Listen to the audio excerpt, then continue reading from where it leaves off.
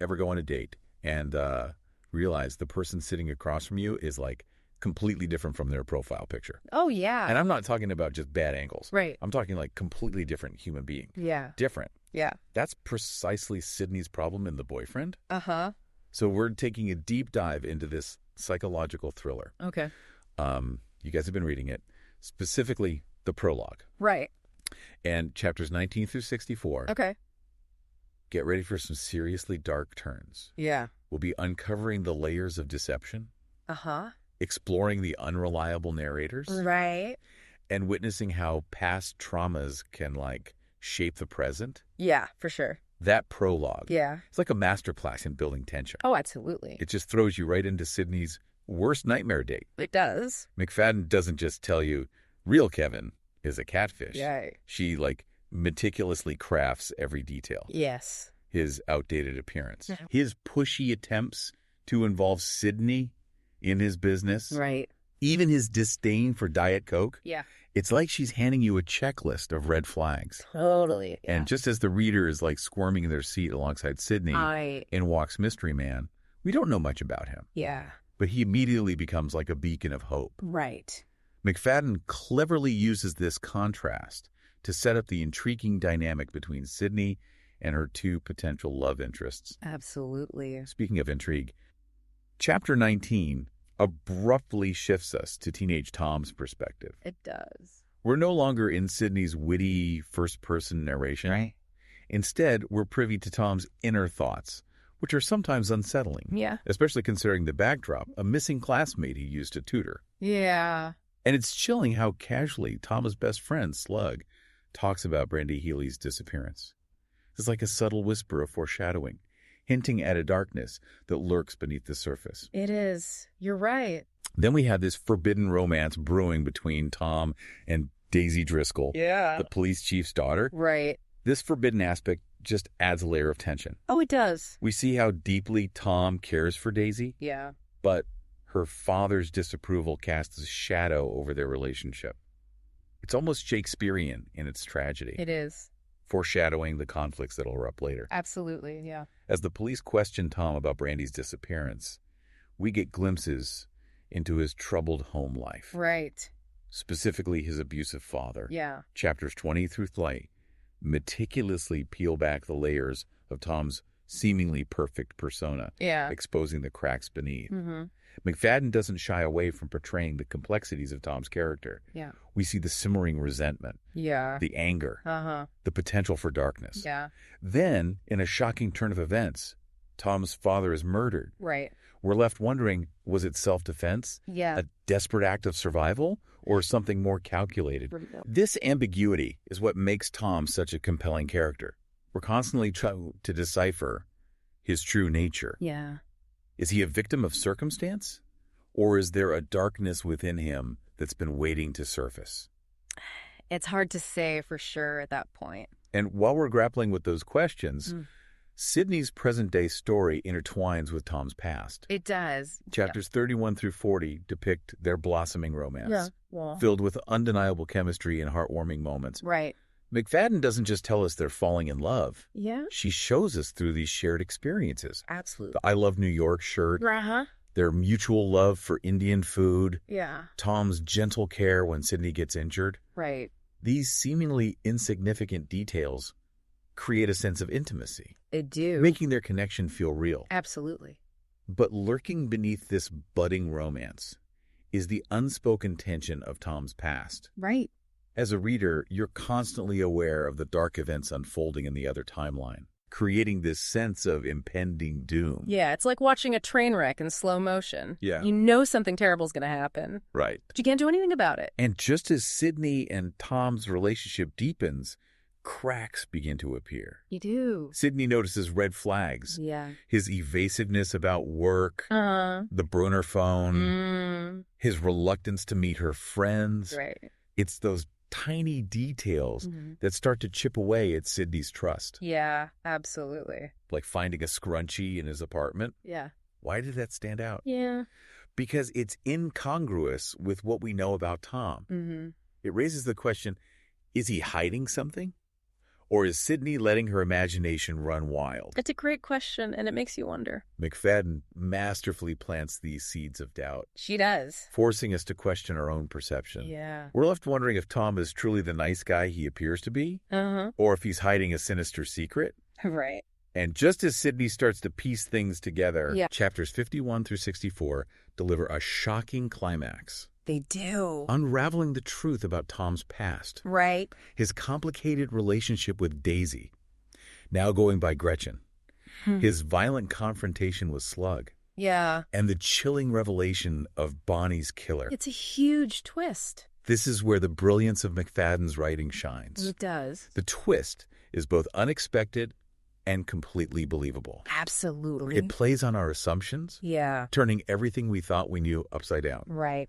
The nice yoga friend, Gretchen, is revealed to be the mastermind behind the tragedy, Right. Exactly. manipulating everyone around her. It's crazy. This reveal leaves us reeling, Yeah. grappling with the question, how did we not see this coming? Yeah, exactly. But more importantly, it forces us to confront the unsettling reality of manipulation and deception, reminding us that appearances can be deceiving. Right.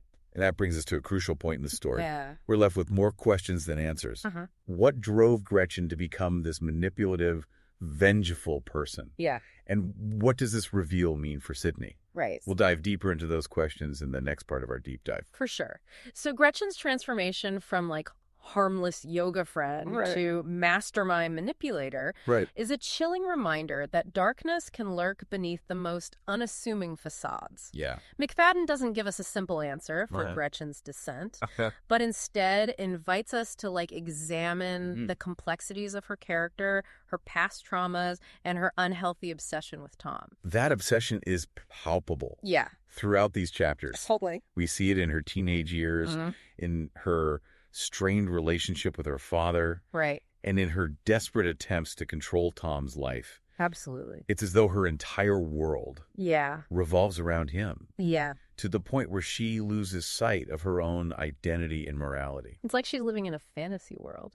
A world where she and Tom are destined to be together no matter the cost. Right. And that's what makes her so dangerous. Yeah. She's completely detached from the consequences of her actions, Right. justifying her crimes as acts of love. And let's not forget the devastating impact of her actions Yeah. on those around her. Oh, totally. She manipulates her parents, exploits Randy's vulnerabilities, Yeah. and ultimately orchestrates the entire tragedy to eliminate anyone she perceives as a threat to her relationship with Tom. It's really messed up. Yeah. Her ability to compartmentalize and Right. maintain this facade of normalcy Yeah. is terrifying. It is. It's as though she's leading a double life, Right. seamlessly blending into her surroundings while secretly plotting her next move. Yeah. This duality makes her an incredibly compelling antagonist, It does. leaving us to wonder Yeah. if she's even capable of redemption Yeah. or if she's destined to continue down this destructive path. Sydney, on the other hand,